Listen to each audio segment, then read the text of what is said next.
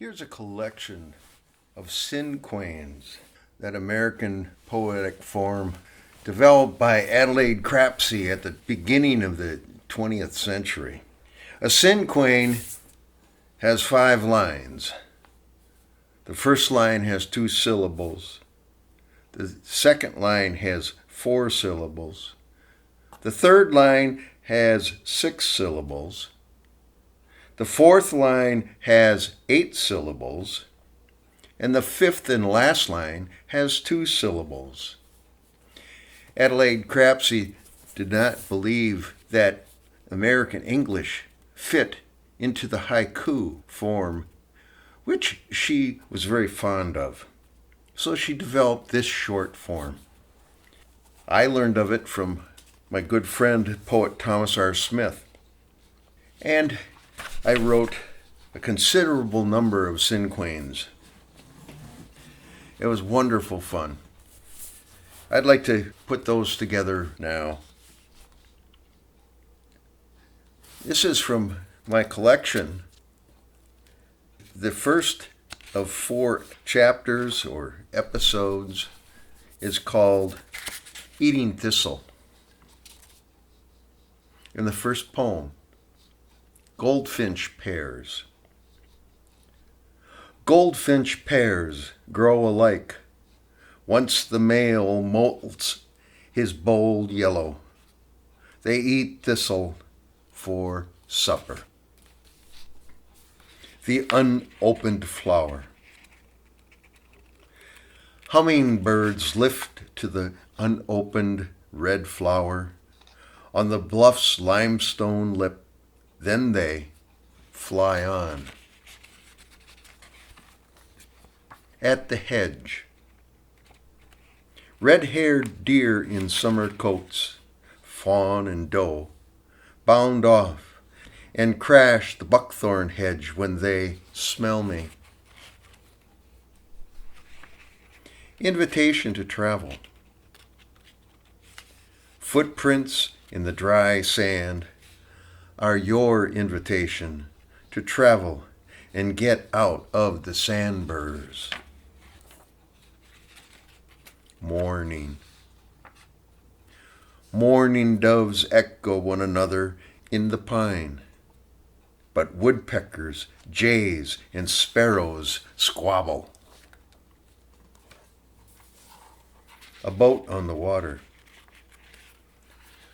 One black boat on silver water.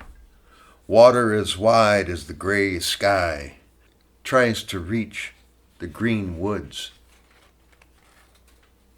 Summer colds. Summer head colds are wet dragons waking in the caverns of my disappointments again. Smoking under a dry nest. A small wren hops from twig to twig and squawks at me. I'm sitting beneath her dry nest, smoking. Love feels hungry. Redbirds, flowers, grieving symphonic composers, and the cougar know that love feels hungry. Aspens. Aspens rattle at the lakeside. Next month, leaves will change and fall like tears into the water. Shivers.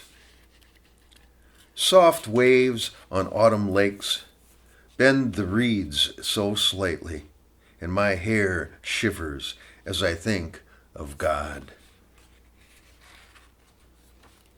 Full moons. Full moons don't just settle into mountains or lakes unless I'm out there watching with God. As above. At last, a calm lake with the red trees and yellow leaves all mirrored. As above, so below. The loon barks. The fog hangs over the calm lake. The loon barks like a watered-down coyote gone silly. Whitecaps. Cream cheese on a bagel rises like snow-driven whitecaps. I won't go fishing this morning.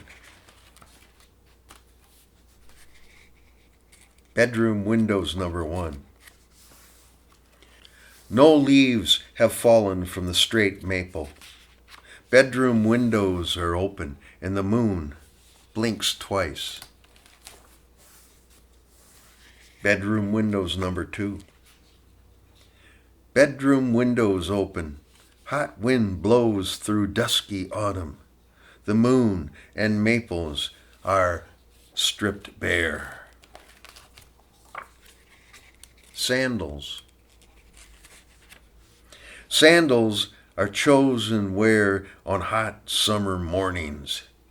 It's autumn. I'd rather hear boots crunch leaves. Ribbons of ghostly heat. Gold flames in the wood stove throw ribbons of ghostly heat across the worn carpet, and I'm cold. Section 2, Chapter 2, Write Fast. Write fast. Write fast so memories of pain won't be able to ride that black feeling of new despair. Buzzing locusts. Buzzing locusts, like drills, ream my impatient fears and the hurried habits of my grim thoughts. Bait.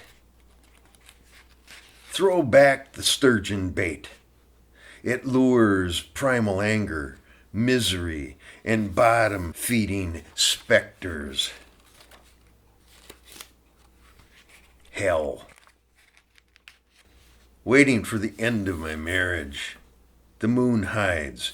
The heat's a red sweater around this hell. Frost killed my marriage. A hard frost whitened all the windshields at the motel, froze the last flowers, and killed my marriage. A void. A void. A dark expanse, 6 billion trillion miles without a God. No wonder I'm frightened. Anguish. Anguish is this vice grip. It clamps to my innards and twists them round until my heart explodes. Anguish is a shadow. Anguish is a shadow beneath my old pleasures, like the black curves on the twisting oak limbs. The two faces of my soul. The two faces of my soul often do not know whether to cry or fight or work as one. Dulled thoughts. Snowy rooftops below my room are footholds, so my dulled thoughts walk to the river and jump. Drunken berryman. Drunken berryman jumped the year I studied done. A walk in the woods won't suggest such death. At the falls. That blue streak through the trees is the river. I won't die if it takes my grief over the falls. Advice from my brother. 2 Cinquains here. Your life is a country western song. Your ex is angry. Your sweet landlady wants more than the rent. Though a woman's on your horizon, listen to me. My. What you need is a dog. Chapter 3, New Worlds.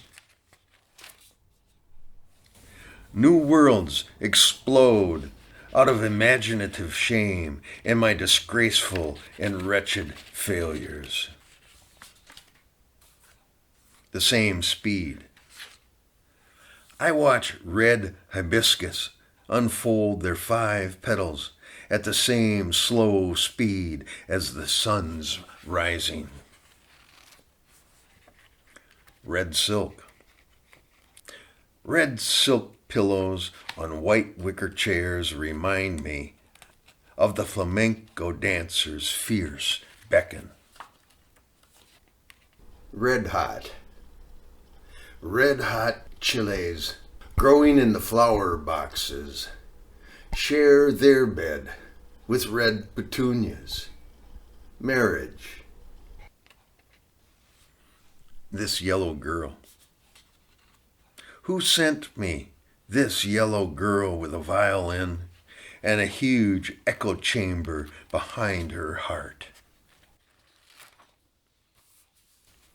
I'm a bull moose.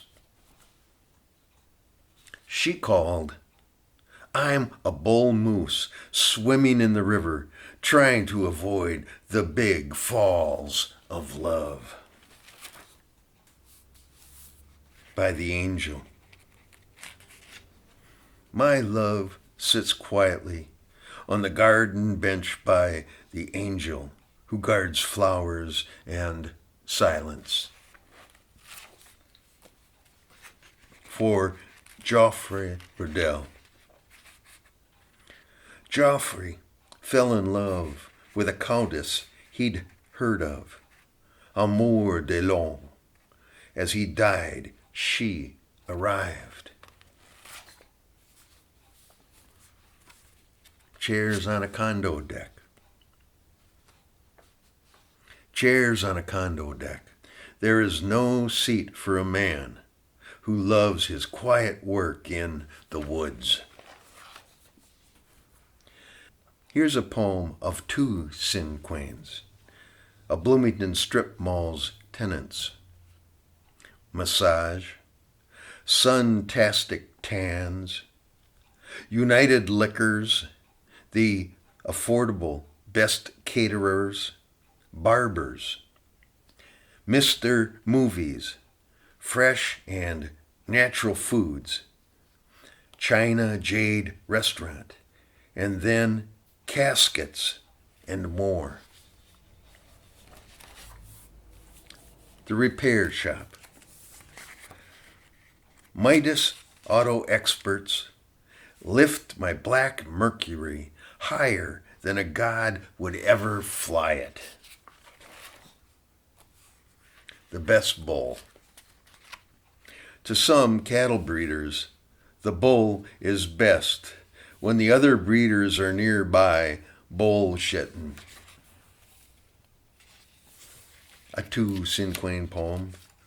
Mandala. Shadows cross my road. I travel through back streets, and the faster I go, the more my soul ripples. Like the Jack of Hearts pinned to a bicycle's rear wheel, calling to the neighborhood, I'm here. Chapter 4, With Pink Fire. Heavy, fuzz-toned music. Heavy, fuzz-toned music rises from the neighbors through plywood floors and cheap carpet. Lost kids. With pink fire. Guitar, tablas, 6 hands, when you count the woman who plays the violin with pink fire. Her blood sways. When her blood sways with her bow, music blooms through her red muscles, through silences and friction. Tablas. Tablas sound like rose oil that's dropped into warm water, or the slow flapping of egrets at dusk. 10 bold fingers. 4 drums and 10 fingers tap telephone codes and reach my inner operator's headset. Lead paste. The lead paste nipples on the white tablas are eyes watching the drummer give himself to trance. Guitar solos. Guitar solos tickle my skin. They excite me, but the lone violin courts my deep ear.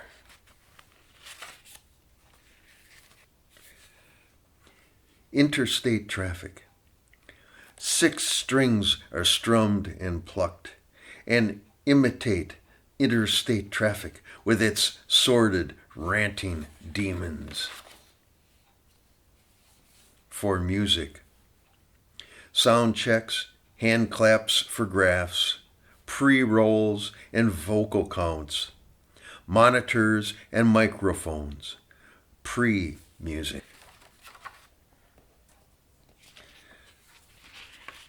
God plays the trumpet.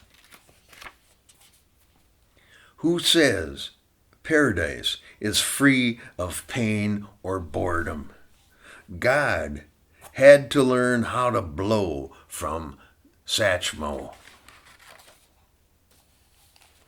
Heaven's side doors. Let's look to the beggars, poets, and drummers for hints to heaven's gate, or at least side doors.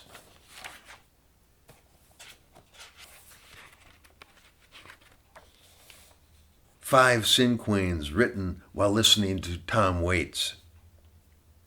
Tom Waits writes like a mole who's forever traveling with a brine jar and peony blossoms. Eau Claire has too many bricks beside its sad streets, too many broken piano pedals. The floorboards with dark knots aren't sanded to gold tones and won't look like polished young otter faces. Its rugs are sawdust trails with shards of bitterness thrown off, dropped away, or shed by heartbreak.